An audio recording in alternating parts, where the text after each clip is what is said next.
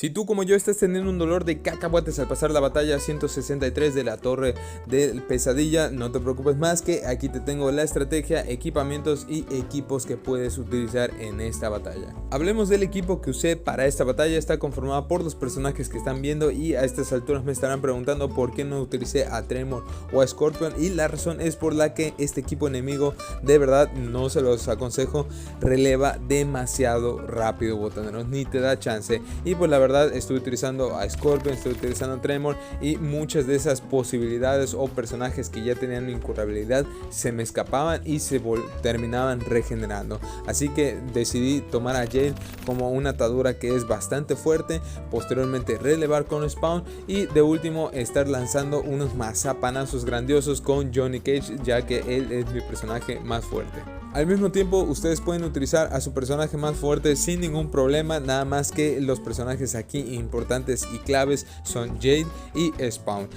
Si no tienes Spawn puedes utilizar a Shang Tsung de MK11, si no me equivoco tiene incurabilidad en el especial 2, y la verdad es que pues como pueden ver no lo tengo tan fuerte, sin embargo sí me sirve para la batalla. Si no tienen ninguno de esos personajes, bien pueden utilizar algún equipamiento o gear que cause incurabilidad en algún remate de combo, aplicando algún especial, etcétera, etcétera. Y también hablemos por último de Jade. No necesariamente tiene que ser esa, es mi Jade que tengo más fuerte. Ustedes pueden utilizar la Jade que tengan más fuerte para que cause atadura, o simplemente algún personaje que cause atadura, pero en el especial 1, ya que es importante estar aplicándola a cada rato. Ahora, en cuanto a la estrategia, como pudieron ver al inicio, cometí un error. Puse de primero a Jade, luego a Spawn y luego a Johnny Cage, cuando realmente debió de ser primero Spawn para aplicar invulnerabilidad, posteriormente aplicar el especial 1 de Jade para que además cause daño y cause atadura, y posteriormente de último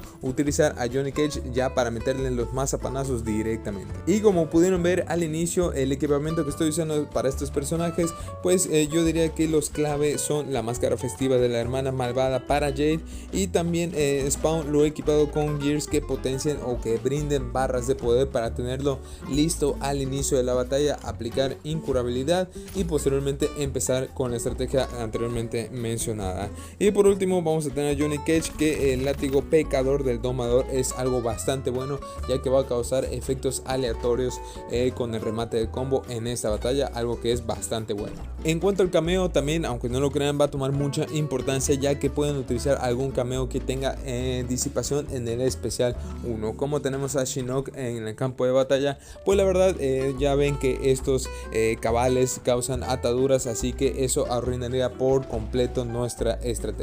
Así que en dado caso que se aplique atadura y sea muy necesario, es utilizar a Shinnok para la disipación. Y a estas alturas me estarán preguntando por qué equipé a mis personajes con efectos aleatorios en el remate de combos si Liu Kang se le brinda vida el fuego. Pues básicamente porque también tenemos nuestra contraparte, que es Spawn, que genera incurabilidad. Así que pues mientras hayas aplicado el efecto de incurabilidad sobre Liu Kang y tú apliques fuego, no va a haber ningún problema. Suscríbete al canal para conocer más estrategias sobre torres, análisis profundo de personajes y comparación de estadísticas de los mismos. Ya saben que yo soy el Botanero 123. Hasta luego.